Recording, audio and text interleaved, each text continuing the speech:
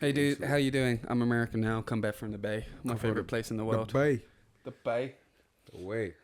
How did you find it there? Did you enjoy it there? I wasn't there for too long. It's a nice place. People aren't too crazy over there. It's diverse, expensive.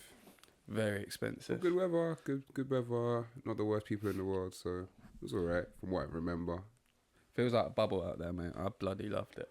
It was very good. Escape from being a bubble. I was actually surprised at how big football's got there. It's like really grown. Like I saw one or two kids play American football, but I saw just as many kids like playing soccer. Yeah. Like even like when I went to Seattle, like even going to like football pitches and seeing people just playing pickup and stuff. It's mad. There's actually quite a lot of leagues out there to play football. But the problem is it's like really expensive to play in it. It's like you've got to pay like heavy membership. Like it's almost like tennis out there for kids who want to get into it. Like you have to have money to get into playing football. It's bizarre.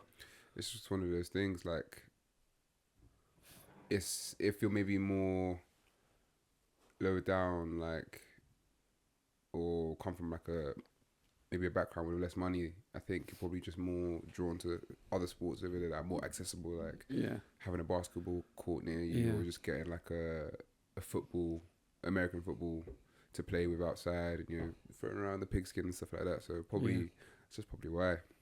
Yeah, it's weird. It was interesting. I was just a bit shocked. To be honest, that whole area, the Bay, like feels like such a bubble compared to the rest of America. I just feel like I forget how big it is. Bro, I was like driving an hour and a half a day and it didn't feel like that. If I did that here, I'd be complaining. Yeah. It's mad. Driving just so normal out there. Will it help them in the World Cup coming up next year? I do not know. Their squad looks so mid. I've forgotten Balogun. Balogun was a player. Yeah, Balogun, man. Who else is there? Tyler Robinson, he's good. Gio Reyna. Don't they have, what's his name? Weah. Timothy Weah. He's at Juve. Is he at Juve? What's the centre mid called? Where's Timothy Weah? He might have left Juve. I'm not too sure. I feel like he might be at Lille because Jonathan David left. Jonathan David's okay, yeah. He's Canadian, right? Yeah. Timothy Weah. He is at Marseille on loan. Marseille. With De Zerbi, the absolute dictator nutter. Have you seen some of the clips from that? Yeah, like his training, it's mad. There was actually a Canadian, he was either Canadian or American, I think he was Canadian. Forgot his name. But like proper outed him at training, like embarrassing him in front of everyone just because like he misplaced the pass or like held onto the ball for too long. Yeah, I saw that one. And he left shortly after, right? Yeah, and did really well. Too right. I really fucking hate De Zerbi after watching that. Really? Yeah, it does make you think how badly behaved are some managers. When you're striving for excellence and you're stressed and you want to, if maybe someone's doing something repeat, like it's a high intensity thing. I think football's quite a toxic environment, to be honest, so I'm not surprised that some managers lose their shit. I'm sure Arteta probably does that. Didn't you say you heard that he was a bit like dictatorish, like Arsenal, like a bit of a I think some people, if you're not part of his plans or you're not doing things the way he does, apparently he's a bit of a bully, but who knows how true that is. I know how much of an intense character, so it could come across a certain way to other people. So, you know someone who is a bully? Who? Marinakis. I've been reading about this all week. I'm not surprised, man. Bro, he was, so from what I've read in The Athletic, NUNO the whole summer was convinced that he was going to get replaced, apparently according to his inner circle. So Postecoglou, if I might have this wrong, so Marinakis had rival kind of board members at AEK Athens, who I think have become a much better club in the Greek league. They were already quite historically a good club in Greece, but I think recently they've kind of had a resurgence and are good again after many bad years. I think he was called Papadopoulos. Can't believe I pronounced that right. And like you. Essentially, Ange's Greek, obviously, moved to Australia when he was 4, but is originally Greek. So as soon as he got sacked by Spurs, he went to Greece for the whole summer. And there was a photo a few days into the summer of Ange sitting with the Papadopoulos guy at AEK Athens. Now, you'd think they're rivals, but according to the report, Marinakis and Papadopoulos now work together as like associates. So from soon as Ange got sacked, he was already networking with Marinakis's basically affiliates within running the group that he does, the ownership group he does. And then on top of that, Ange won an award at the Greek Super League Awards for being the first Greek-born manager to win in a European trophy. And guess who presented him it? Marinakis. And he's pictured at dinner with him laughing, joking. So not only was Ange this summer like mixing with Marinakis's affiliates, he was also networking with Marinakis, which I was talking about this with my mum. It's really weird. It's almost like it made me think that, you know, Forest were doing so well, like so well. Ange knew he was about to get sacked, and it probably happened at a similar time when Marinakis came on the pitch and did that whole thing, had a go at Nuno after they drew to Leicester. I know you can paint the picture of, it's because they dropped out of Europe, but the geezer was overachieving. There was no need to do that. I mean, I know he's a bit of a nutter, like with the Gary Neville situation and stuff like that. But essentially, I actually think that Marinakis tried to cause a problem, because I think he's so egotistical that he wanted Postecoglou in charge instead of Nuno. It's a theory. But delving deep into the and according to the report, Nuno felt the whole summer that he was getting ready to be replaced. And to go one step further, I've had this discussion as well. Nuno was really pissed off at the signings. He didn't, like, for instance, apparently he wanted Adama Traore instead of Amari Hutchinson. So with Edu coming in, I don't know what was said in that meeting. I get the impression that Edu was like, we should sign these players, and Nuno was like, no, we should sign these players. So Nuno's come back, and it's kind of like, wait, what? So I've got no say in the future plans, which will probably lead to him even getting more paranoid about him getting replaced, which was obviously clear from the start of the summer. And now there's a theory that the signings that Edu made were for Postecoglou. How true that is, I don't know, but I just found it a very fascinating. He's like a soap opera. It's incredible, but I feel so bad for Nuno. Times have changed. Times have changed. He's now on Nuno's side. Look, at the end of the day, like, I think people realise how good a manager Nuno is, what he did to Wolves. You know, he was a bit unlucky at Spurs, but he had a good opportunity to revolutionise Forest, and he's made them what they are today. But I think it's going to be tough for... I don't think he's going to struggle. I think the next manager that probably leaves the Prem or maybe gets sacked, I think, you know, I wouldn't be surprised if that chairman or that owner isn't straight on the phone with Nuno and getting him interviewed or in a position to take up that role. But yeah, I think Ange taking over a team that literally for the past year has been doing the opposite of his size. Like, Nuno's team sit deep, and like, you know, Forest were very much a counter-attacking threat. But you know, Ange's football is like high line, high press, a lot of gusto, a lot of movement, you know. And I think their back line is really going to struggle trying to do that, because it's not like any of them are that quick. Yeah, the only one I can think of is really Murillo. I'm talking about just centre-halves, not full-backs, because Nico Williams is fast. Yeah, Williams is fast, but he's not a great defender. Can he hold the line? I doubt it. So you need players that are kind of like in sync, intelligent, and all want to play that high line and react at the same time, push up at the same time, play people offside. I don't think they've got that. But they still got a good team. I still probably hope that they'd finish top half. And like you said, if Nuno's not getting his signings, Nuno's not getting the adequate replacements he had for some of the players that they'd let go, then it makes sense to bring a manager that they feel can play the brand of football they want. But it's less trouble. It's weird though, because it's like their success came through counter-attacking football. I bet he was pissed off about sending Elanga as well, because Elanga was so important in that Forest team, especially with the way they played. Elanga's replaceable. Like, Elanga was great. He is replaceable, but you still would be pissed off if you're Nuno. Do you know what I mean? He was a massive contributor to how well they did. Yeah, as a manager, you always want to keep your best players, and if you believe Elanga is one of your best players, you'd be pissed off by, you know, 55 million for Elanga. I don't even know what fucking Newcastle are going to do with him. Good player, like, decent player, works hard, you know, probably a good person to have in the change room, but 55 million, man, take that, reinvest that. Yeah, I don't know. It just seems like a mess for me. I think it's a really interesting decision. For me, it's just a really confusing one because surely you want to build on your success, you know? And Ange has actively come out, we'll talk about the Arsenal game, and said he's not going to change things too quick, which I think is great. He's going to stay with that defensive structure because I was just Googling, when you were talking, I was trying to remember the name of the centre-half, but Milenkovic, he's a very good centre-back in a NUNO system and a high press. That's like putting Mertesacker on a high press. Look what England did to them. Do you know what I mean? Like, what England did to Serbia and. Is Milinkovic, is he Serbian? Yeah. See what they did to them? They turned him inside out. Yeah, and keep up once there's a bit of space in behind. So yeah, I rate Ange not going gung ho and like change things because I think if he did, they would be in so much trouble with the personnel they have. But my thing is, he did tweak it for the Europa League final. It's the reason they won. But how quickly is he going to change things? Because you're going to have to sign probably 2 new centre halves. Maybe that fella who came on, I've got his name, number 37, Italian guy from Juventus.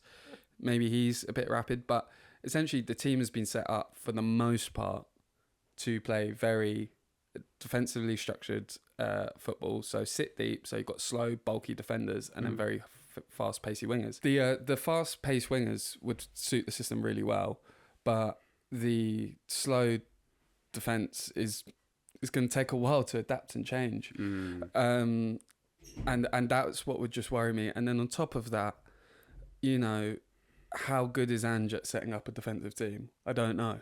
I don't know if he's done it before. I don't know his career well enough, but will he have the personnel within the coaching staff to set them up appropriately? You know, when you get to the highest level of football, there are fine details in every system you play, and will he have the knowledge or the know-how to set up the team as effectively as possible? And then on top of that, how quickly do you change the way you play? Is it a slow process? If it's a fast process? I think it's got to be in line with the transfers. But then do you get to a weird part where you're trying to change the system from a defensive football to a very high press attacking style of football in Ange ball?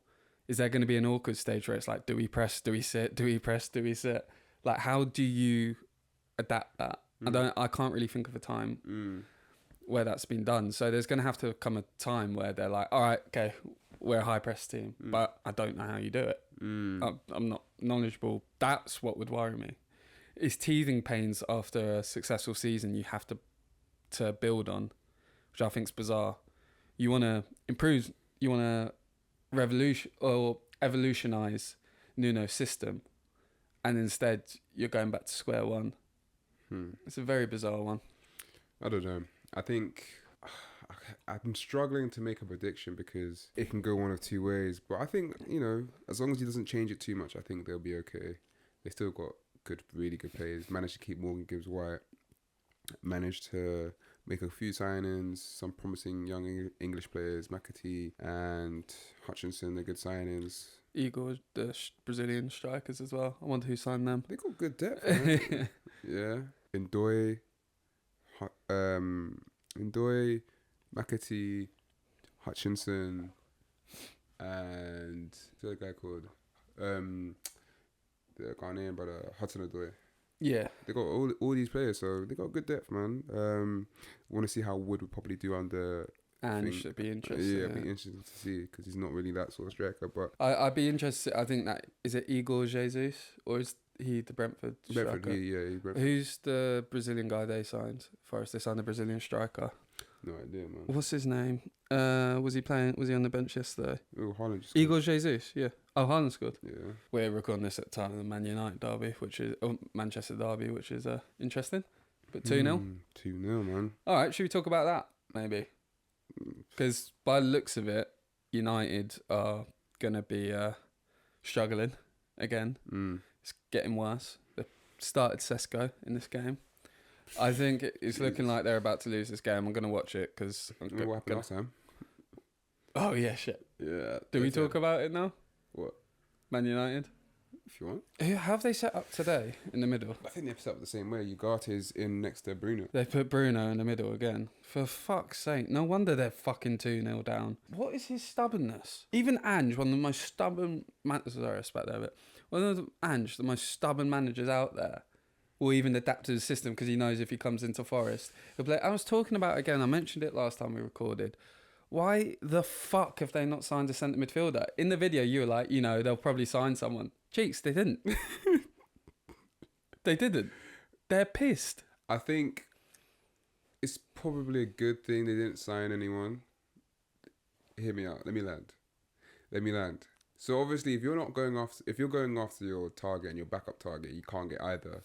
Sometimes you're good making no decision at all and waiting for the next transfer window or the one after to get what you actually want, rather than getting someone that you basically want to shift after a couple of years. Do you know what I mean? Yeah, but they've got one centre midfielder with legs. And he's shit. But yeah, exactly. No, 100%. So it's like, it's needs must. I'm a big believer in not forcing signings.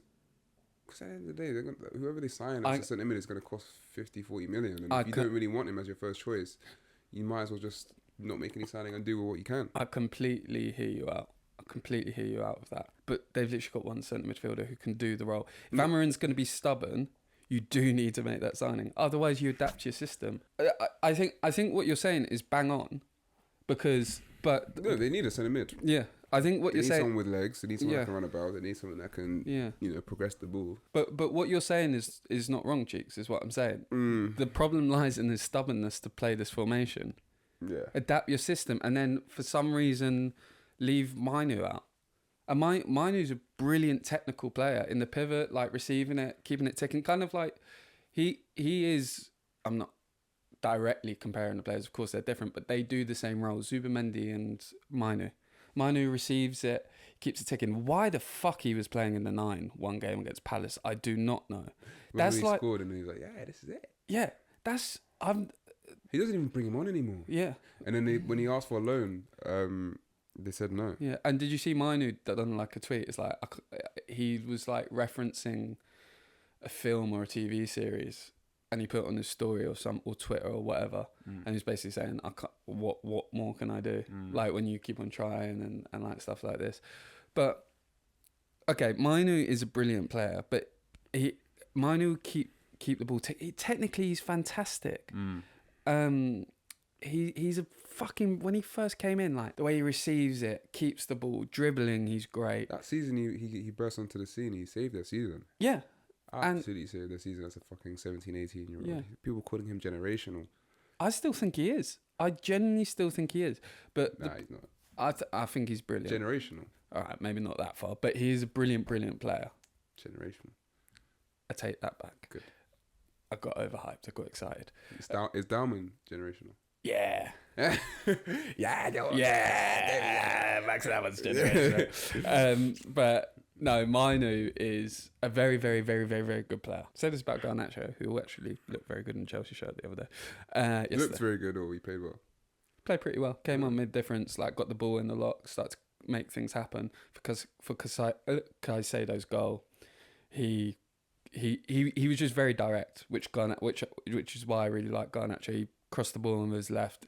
It came back, and Caicedo absolutely, for lack of a better term, and I'm sorry if you're a relative or a close friend of me and you don't like me using bad language, but he thunder-cunted the shit out of that. Yeah, Garnacho was good.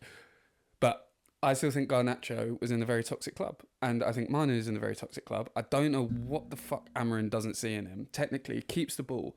I would hate to get the ball off Manu. Low centre of gravity, techie with it, can fucking play a really good pass. He is the conductor of Man United. He'll keep things going, boom, boom, boom.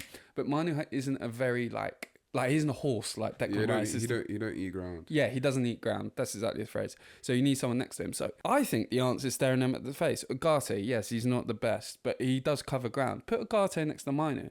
But you also need other options. To me, Fernandes isn't a central midfielder, so you only really have 3 central midfielders in your club. So if you're going to play that system and be stubborn, you need to panic sign, or panic buy rather. I completely agree with what you're saying. But if you're not going to sign someone, adapt the system. So I think you've got to blame Amarin. He can smash up as many TVs as he wants, but if he doesn't change the formation or adapt the way that United are playing. Chika, he's playing free at the back against fucking Grimsby trying to get in the game. Whilst he's playing Yu-Gi-Oh! On the bench. Put Maguire on. Yeah. Play up front. Yeah. I don't think he brought on Manu, did he? Didn't bring on Manu, did he? Man United were playing 5 at the back against Grimsby fucking Town. Tell me you're stubborn without telling me you're stubborn. Do you know what I'm saying? I feel like I've not told a lie here. No, of course, man. Like, you know me. I don't like United. I don't like what they stand for. Seeing them shrivel up is a joy for me. But you can't hide the fact that some of these problems are self-inflicted. Oh, so, 100%. Like, no, United's a funny one. But don't worry, like I think for them finishing 8th will be a good season for them. Yeah. But I don't think they will. I think they're in big trouble. I think the only way they'll get bailed out is through my prediction of them doing well this season. I didn't think Amarin would be this stupid. He's stupid last year. Of course he'll be stupid again this year. I thought he would have fixed up. Gave him 250 mil and still looking the same. Jesus. On a more positive note, Madueke. Madueke. Got a better headband than KSI. Yeah, man. And he's very good on the right wing as well. He's so good. People are starting to say, Saka should be playing on the left now. I actually hate our fan base sometimes. Can we just appreciate one performance without taking it too far? Oh my God. Can we just, I feel like we always look too far into the future. Just appreciate the game. Can he do it next week? It's one game. Can he do it next week? But let's appreciate the game. Because right now, I'm just looking at that Nottingham Forest game yesterday and going, that was rather good. Do it again.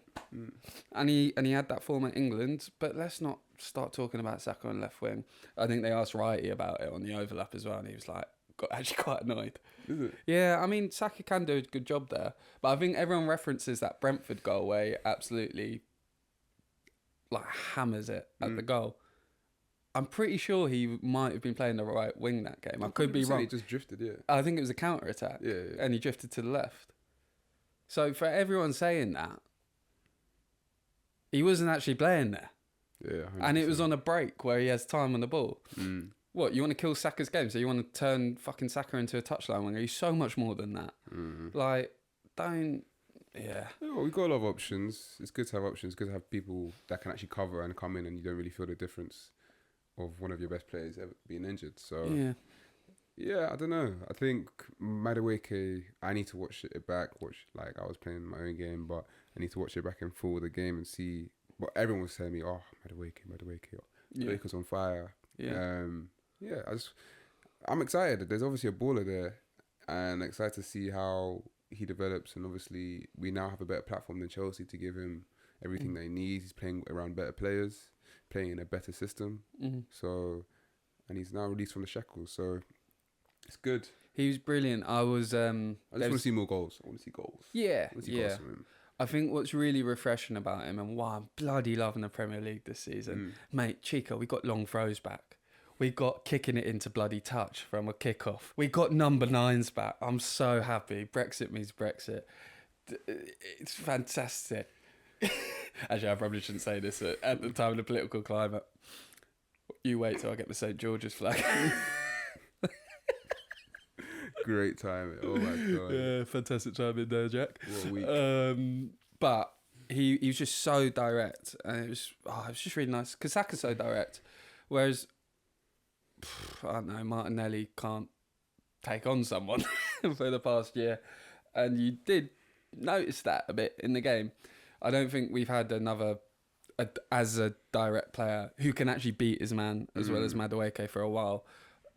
Martinelli's great on the break. I've said it many times, but Jesus, one-on-one, he's pretty predictable nowadays. I think that's his problem. Maybe he'll improve. Maybe the speed of kick up at the arse he needs, but hey ho. There's this one bit for Madueke where he fainted and he beat the standing left back for Forest, and he took it to the byline. And as he took it to the byline, he done really well. Just he's fast obviously, but his acceleration is different gravy. He did this thing where he kind of like fainted to cut it back. I hadn't seen that in a while. Really? Yeah, he like, I forgot who it was. It was the centre midfielder for Forest. He like went to block it and he absolutely sold him a dream. Just like fainted it with the right foot, pulled it back. Murillo got the block in, but I don't know, just something new about him. It's fresh. It's like he's like it's gonna sound a bit sus, but like he's like a fresh new toy in the Arsenal team, and it's just quite enjoyable to watch. Yeah. I thought Eze was quite quiet in the game. He was good. He did the job, and to be honest, when he was asked to provide something, and he was in a position to provide something, he did to Gyökeres in the first half. And I think the same with Gyökeres. He done really well. Took the chance. That's all you can ask. He was in the right place. How many times have we said we need a number 9 on the end of them? So 100%. maybe we don't score that next season if we don't have Gyökeres in the team. People saying it's tap-in. Havertz would not be there, bro. Yeah. Havertz would not be there. Yeah. That's what you need, man. You need him to silence. Like, there's so many times we 1-0 up, we miss a couple chances, a couple balls in the box that will go away. No one's there to bang it in, and like we go into 60, 70 minutes and it's still 1-0, and like, you know, that Forest maybe get a jammy goal. Yeah. And those times are gone. Yeah, and I thought everyone was really good. Zubimedi was class. It's really refreshing. He keeps it ticking, man. He keeps it ticking. He's very good. I thought Jack-esque. Jack, it was a bit of Jack Lawler. That. If I couldn't pronounce my S's, that would be me. Thapain. Red card, yellow card. But Sinbin. He's out. He's talking Brexit means Brexit, and he's taking the piss out of accents. What we could do with him? Zubimedi, promise you I don't hate you. But I thought Zubimedi was brilliant. I mean, he'd never scored a goal outside the box. Yeah, no. And he scored 2. But yeah, did you know it's the same as the Sociedad midfield? That's crazy. Yeah. No. Nuts. But yeah, I thought Zubimedi was brilliant. Like, it feels like glue when he has the ball. Like, you just feel like he's not going to lose it. I think you were saying he was technically brilliant, and yeah, long may it continue. No, man, I think it's definitely an upgrade, and he's only going to get better. You know, going to get more used to the tempo, the physicality. You know, I think we were talking before about his frame and how like he's perceived as a more diminutive figure, but the guy gets about. The guy's tenacious. The guy doesn't leave anything. Doesn't leave anything out of the 50-50 challenges or, you know, the defensive side of the game. So, he's I think he'll be probably one of our most important players this season if we're going to achieve anything. So just keeping him fit, resting him when we need to in games that we probably we need to use the squad depth and protect our players at the end of the day. Like you've seen with Madueke, we can see that he's more than adequate filling in the shoes of Saga at certain times. So I'm very happy. I'm very happy. Zubimedi, a lot more to come. Deserved the man of the match award, and chipping in with goals as well. Anything else on Madueke that you like, especially as well? I love his directness. I like how passionate he is. Even you see after every goal, he's there, like, you know, giving it to the crowd. Like, you can tell he's happy at the club. You can tell he's probably enjoying his football. He's not even being nonchalant with it like he probably used to be a little bit at Chelsea.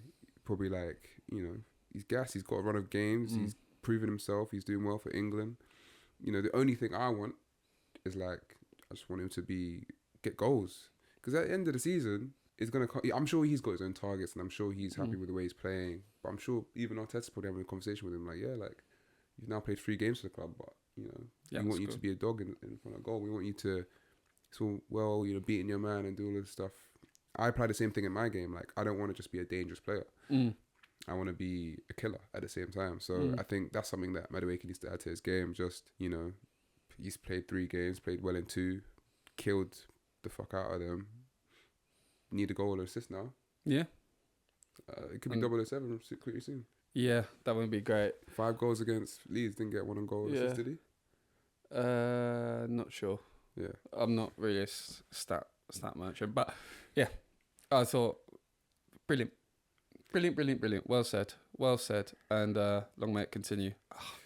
I pray for times like this where we had a right winger that could come in and do this. Who would usually go on the right when Saka would get injured? Ranieri and I actually on that note, Martinelli, I thought he was very good in the 10 when he came on Ranieri. So he kept it really simple.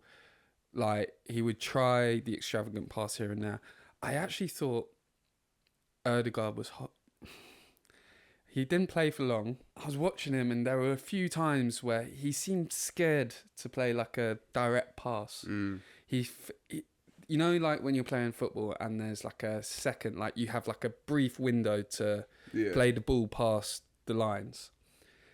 There was a moment or two where I could see Zubimedi even getting a bit frustrated with Odegaard. Like, it was just like building out from the back, but Odegaard took a few extra touches, played it back to the fullback, but he could have just laid it through a lot quicker. He just looks a bit hesitant, and I do feel a bit bad for him because I feel like he's under a lot of pressure. I think the captaincy is a burden. And did you hear Tony Adams come out and talk about it? What's your opinions on that, about Declan Rice instead of him? No, like, I feel like Tony Adams saying that is just so old school. Yeah. I think Odegaard's my captain. I'm more than happy with him being a captain. Like, you know, the club wants him as a captain. The teammates want him as a captain. It's not new to the role. He's not like used to taking responsibility. He's always had pressure. So I have no qualms with him. You know, Declan Rice still has the facilities to be the leader of the club, a leader at the club. Like, I think this whole thing about captaincy is all outdated. Like, as long as we have multiple leaders and everyone is fighting towards the same goal and has respect, I think Odegaard calms us down. He leads by example. Yeah. He's probably one of the best trainers at the club as well. Yeah. So, and he's a model professional. Yeah. You know, he's a family man. You're not gonna catch him doing nothing crazy outside the club. He's a good representative. There's more to being a captain and leader of the team than just being loud and clattering into people and being a bold figure. Nah, man, there's more to that in this day and age. When it was De Bruyne, like, De Bruyne's not one of the most quiet players or people, personalities you have, but, you know, leads by example on the pitch, and he's a top quality player. Yeah. So, like, no, Odegaard's my captain.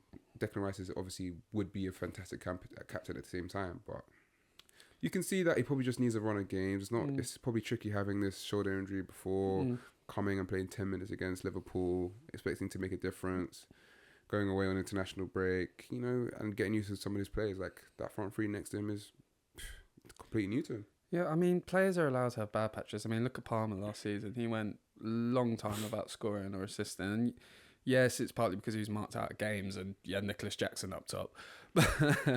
But, you know, I feel like with football nowadays, just there's so much reactionary stuff nowadays. Maybe I'm a bit old school, ironically, in my thoughts about this, but, you know, you're not, even if you go to work, you could have the most efficient worker, but he could have a bad week, a bad month, or he or she could have a bad week, a bad month. You know, like, same applies to football. Like, you can have bad spells. Of course, there goes periods where it's like, okay, this has gone on too long. Same with work. But, you know, like, you have bad patches, but you know the talent's there. There's so many times where I've watched Odegaard and been in awe. I remember when he first joined the club, he put in a free kick. And literally just a free kick and the way he took it, I was like, whoa. I hadn't seen a ball. It was something out of galactic football. You know, the ability's still there. Like, I thought Nwaneri did better when he came on, but I feel like there's a fearlessness to him. You know, like Odegaard, he's got a lot of responsibility.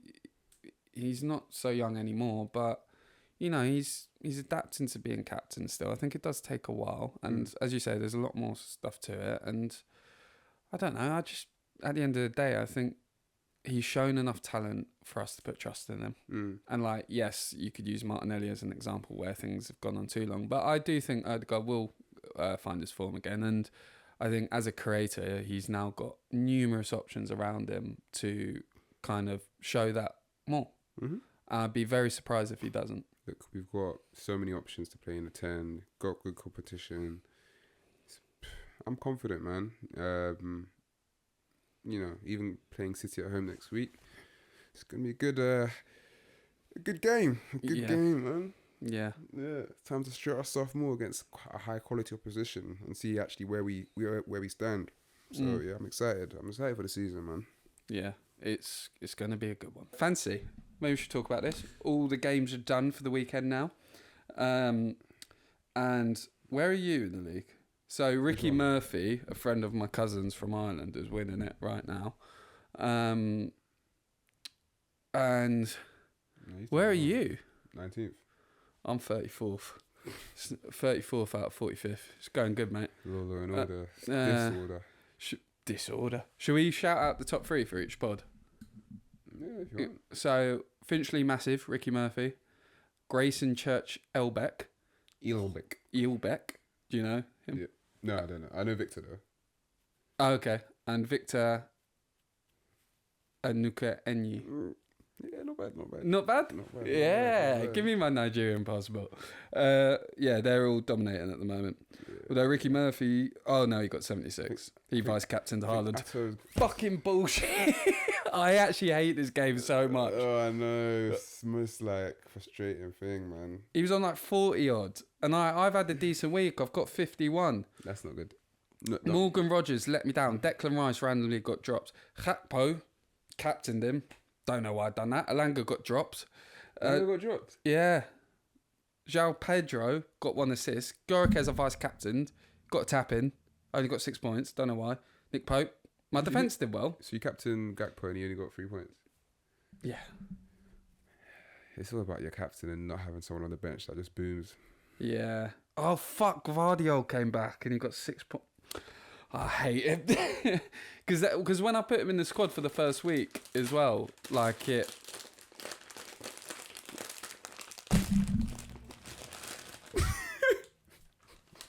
I didn't think it would be that loud. Jesus Christ, he loves his popcorn, this boy. Gvardiol got injured the fucking first week and Pep didn't let anyone know. You eating that popcorn is... Anyway, fantasy's annoying, but shout out the top 3 doing well. Chika nearly won it last year, but Jack Healy done. He won a 3rd kit for Arsenal. So, all 45 of you. Should I present it? 43. Yeah, you shouldn't put it on the socials. As you annoy all the listeners with their earbuds in right now with your popcorn. You know, someone's just probably listened to this on their like commute to work, and now they've just got to the pod and they've probably just clicked off the pod right now because you're munching, bruv. All right, someone who I might actually put in my fantasy goes by the name of Jackie Grealish. Someone who I gave a lot of shit to, but who I shouldn't have really at Man City. I read something very interesting on Mr. Jackie Grealish, and one first time I think great person. Yeah. Are you having me on? No. I never know with you. He's a sweetheart. He is a sweetheart. Very good football player as well. And I read something very interesting. We're going to get a bit XG in the room. Going to get a bit Statman Dave in the room. Now, I was never really a fan of XG, but I just found this very interesting. So, you know, I'm not sure if it was last season or the season before. Grealish, I think he's got 4 assists, hasn't he, in 4 games or something like that? Precisely. Yeah. So when he was at City, I'm not sure if it was the season or the season before, his expected assists was top 5 in the league. Do you want to know how many assists he ranked in the whole league in the end? Wait, his first season? I'm not sure I can't remember which season this is about, but it was one of the seasons. I think he probably only got about 6 assists. I don't know. I think it... Wait, sorry. I want to get this right. In the 21-22 season, he had the 5th highest expected assist in the league, but he actually ended up 69th on the list. So I'm not sure about other seasons, but I'm sure it might be similar. The bizarre thing was City, even though they were so dominant, weren't putting away the chances that Grealish was creating. Also, he had a smaller space to operate. They were saying as well, Grealish's... I've said this for a while. Grealish's one of his main goals at City was to draw in free kicks, and he's like the most foul player in the league. But the reason why Grealish would pass it back, essentially, dribbled, the typical Grealish meme. The reason why he's done that is because when he played it back, it would create a lot of space on the right because the other team shifted their whole defence. So that's essentially why Guardiola set up the way he did. But under Everton under Moyes, he has now a lot more space to go into and kind of has more freedom, essentially. I won't go into the nooks and crannies of the article, but essentially he's got more space to run into and more freedom to express himself, which I think obviously everyone can see.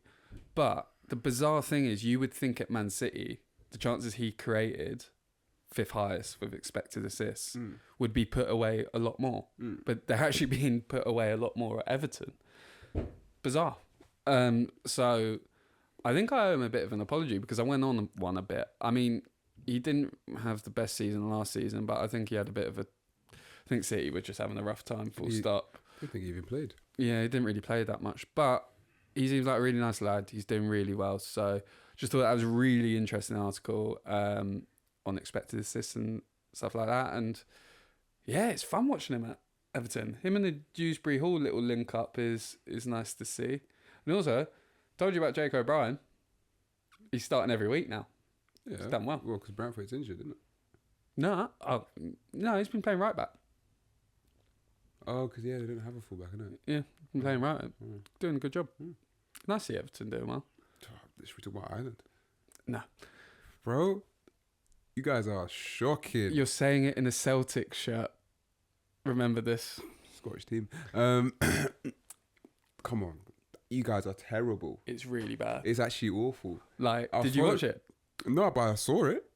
I'm not watching the Ireland game. Here's me thinking we could qualify. I'm too busy to watch it. We used to be good, man.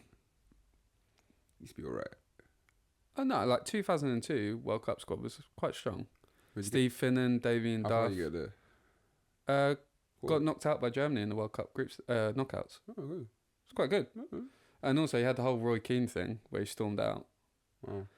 But like historic, like 90s, early 2000s, there was a good team there. You had what's his name? The mixed race centre back who used to play for Shelbourne. How have I forgotten his name? What the fuck? Yeah, Paul McGrath. Paul McGrath had loads of decent players in the Man. Niall Quinn was good. Oh, God, I'll just list off players. But yeah, 2002's team, look at that squad. Damien Duff, Chelsea. Steve Finnan, Liverpool. Robbie Keane, banging them in for Tottenham. Roy Keane, Man United captain. Like, that was a good team. That's a good core. Richard Dunn, very good. Shea Gipp. Like, that's a very good team. Nowhere near that now. Who's it that you lost to that like 134th in the international coefficient? We lost to Luxembourg like a year or two ago as well. Luxembourg and who? Who's the other one? The other day, Yeah. Lost to Armenia. Yeah, I mean, 2-1. that's it. Yeah, I mean, going forward, we look all right. We've got like Ferguson and Troy Parrott, but bar that, Josh Cullen's our only real decent centre midfielder. At the back, we're all right. You're not all right. You're shocking throughout the whole team, bro. It's terrible. Yeah. That's not good. But it's not. Yeah, look, the players aren't good enough. Josh Cullen, calm player. Yeah, But he's not. He's terrible, bro. You can't. You have a good enough team that play at a high enough level to beat Armenia and beat Luxembourg, or get a few points here and there. No one's saying like, oh, you have to qualify for the World Cup or the Euros, but just fucking at least beat the fucking San Marinos, mate. Yeah, but there's a lot more behind the scenes though. I'm not going to say too much, but there was a lot of corruption in the FAI, and they've done a whole like, for instance, the Irish leagues I think there's 3 tiers now. They've basically restructured the whole league. I don't know nearly enough to talk about it too much, but the best way I can put it is I was listening to the Overlap. They were talking about on the Overlap, and Roy Keane said very clearly, the FAI could not organise a piss up in the brewery.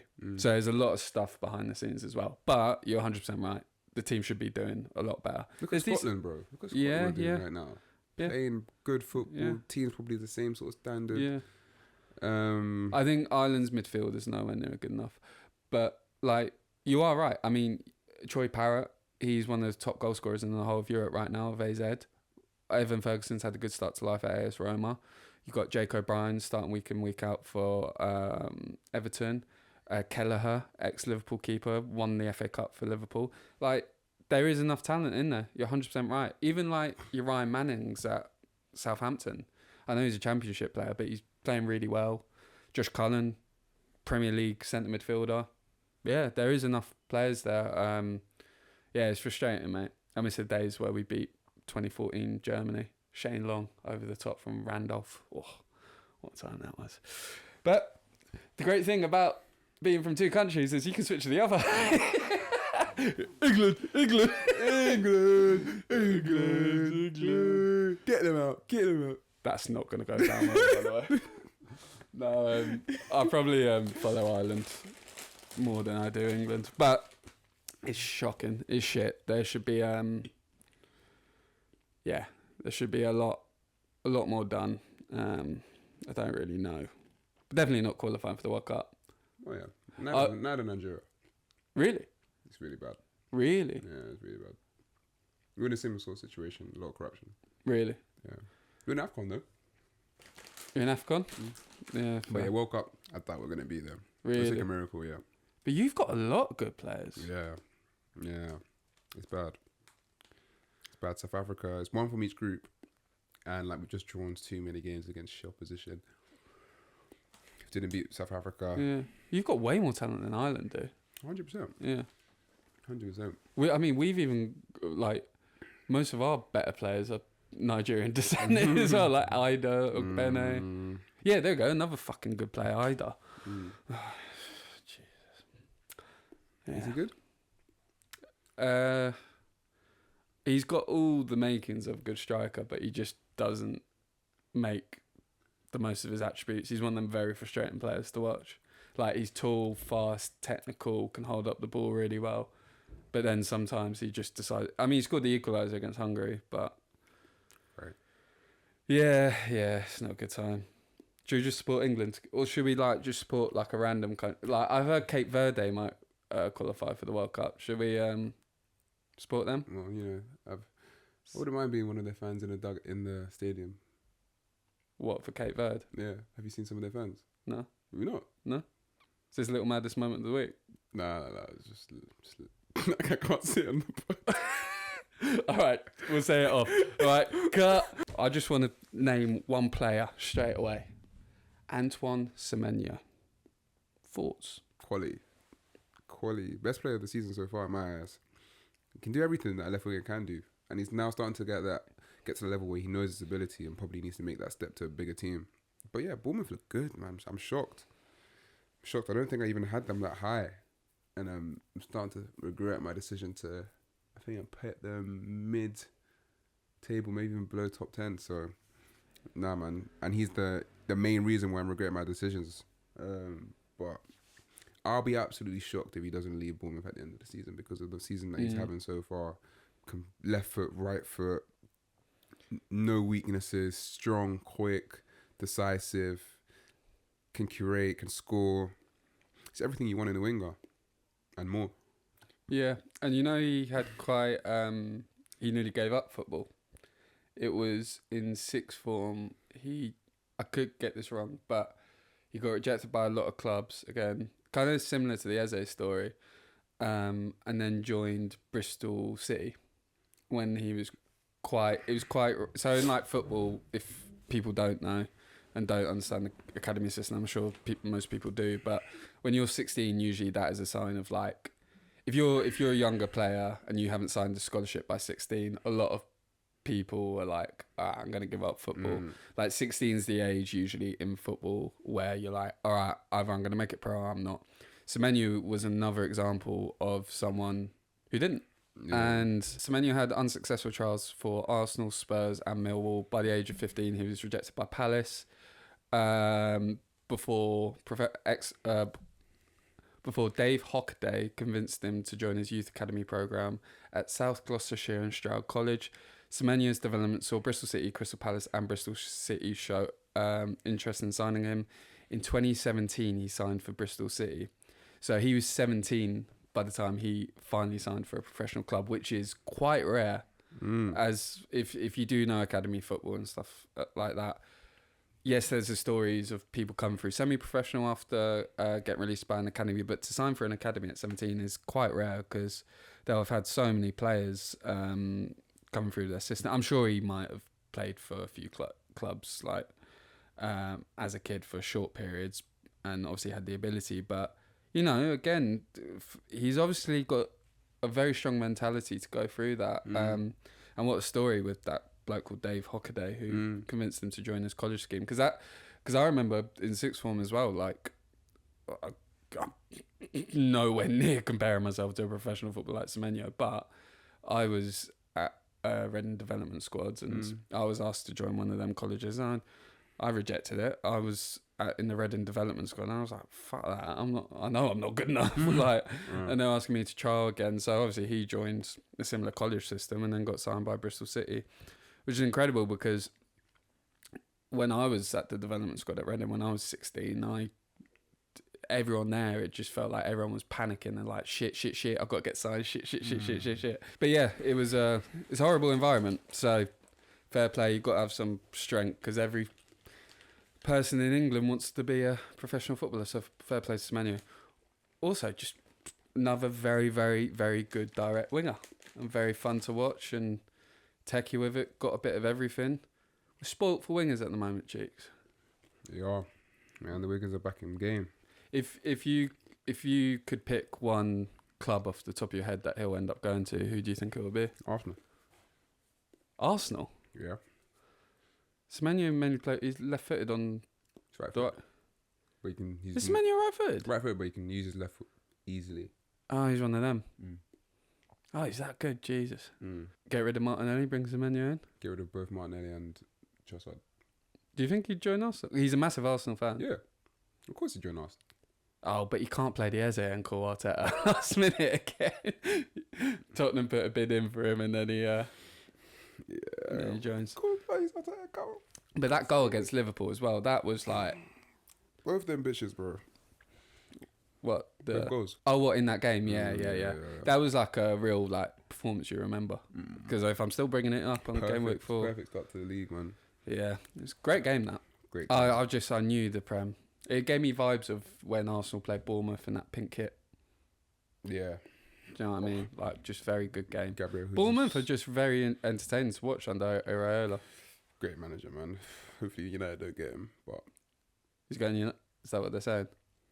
With Omran goes, I think he's probably touted to replace.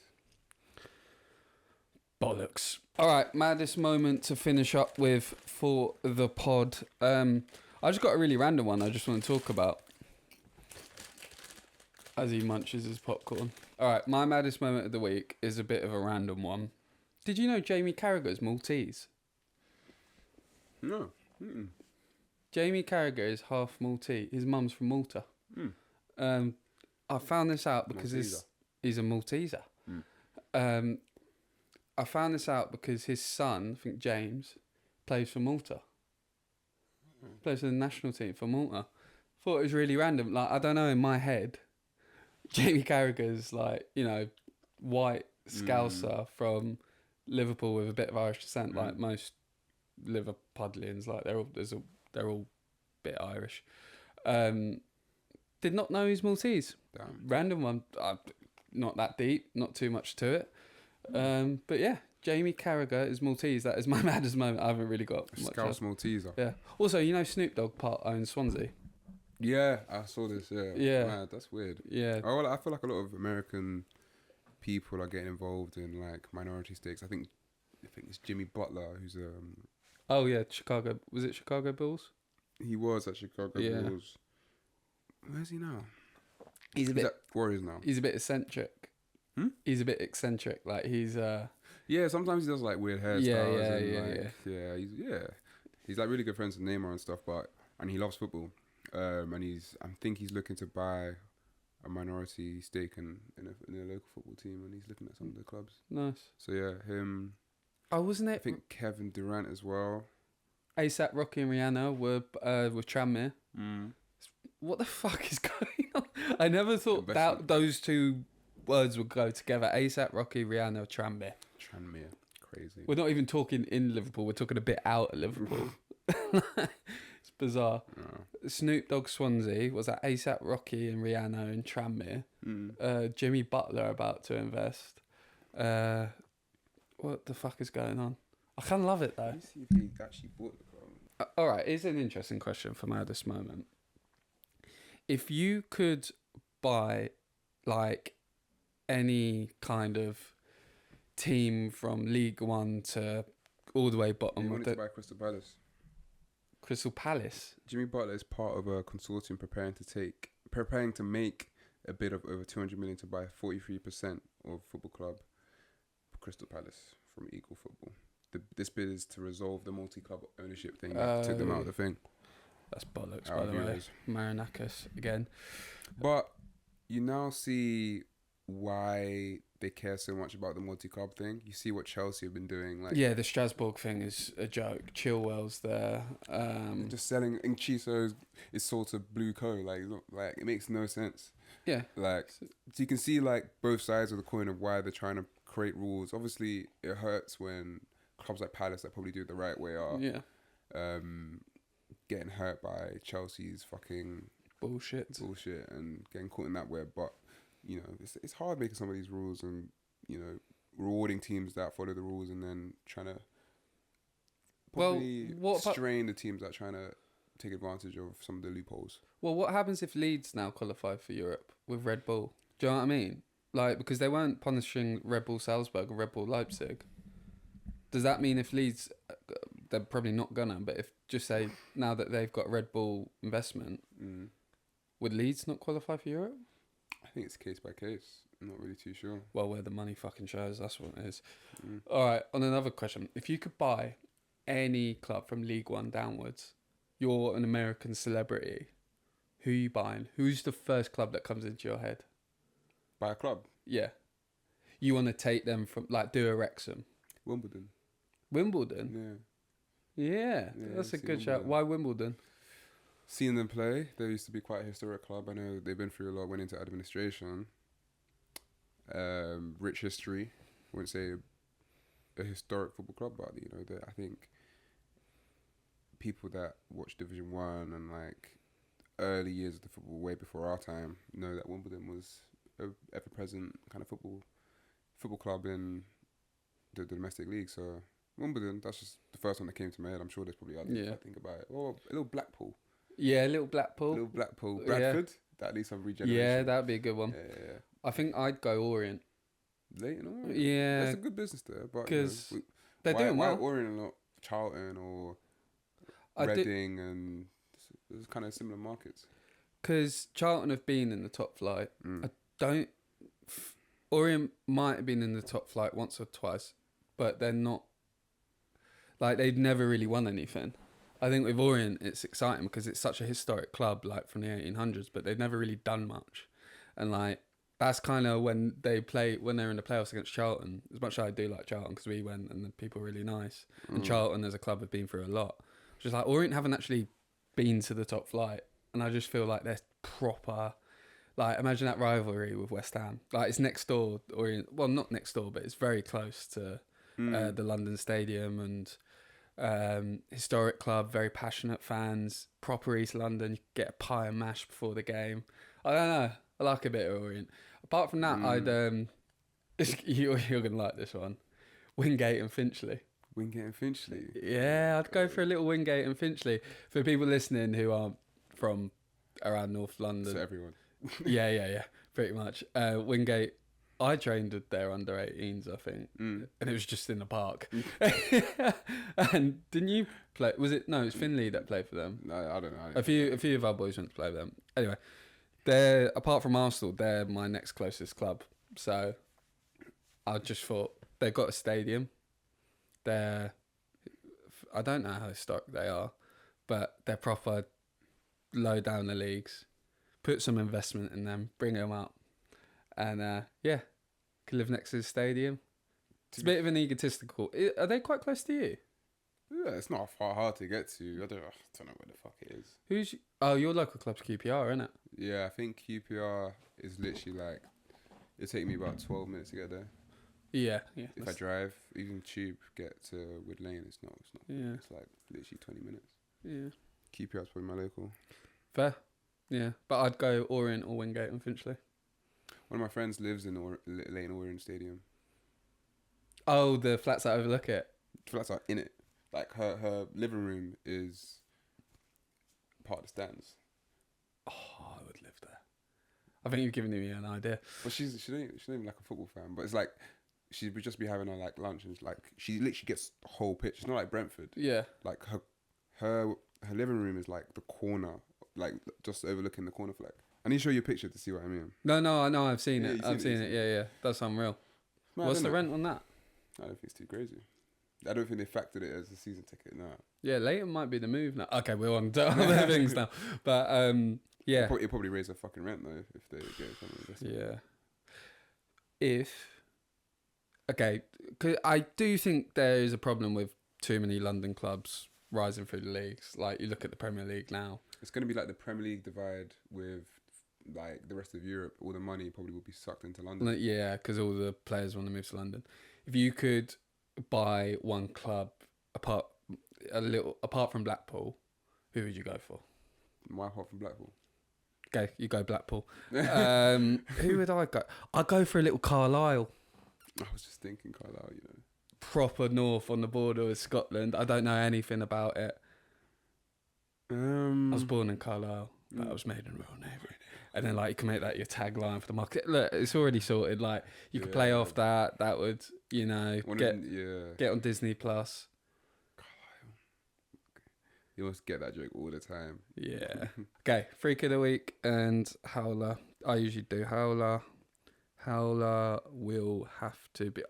This feels harsh. About Hannibal. Hannibal with the handball. Hannibal with the handball. I felt bad for him. His reaction actually really upset. He's a very emotional player. I do like him. Does a whole lot of nothing but fucking ruin games. Yeah, no, but yeah, you don't turn your back and put your arm out. Just fucking take it. Fucking idiot. Yeah. Who's your freak of the week? Semenyo. Yeah. I'll give it to him. Could give it to Madueke, but bit biased. Nah, give it to Semenyo, man. Keeping my fantasy team afloat. Doing the business. Goal and assist. Bob's your uncle. And that's the end of the pod. Pot kettle black.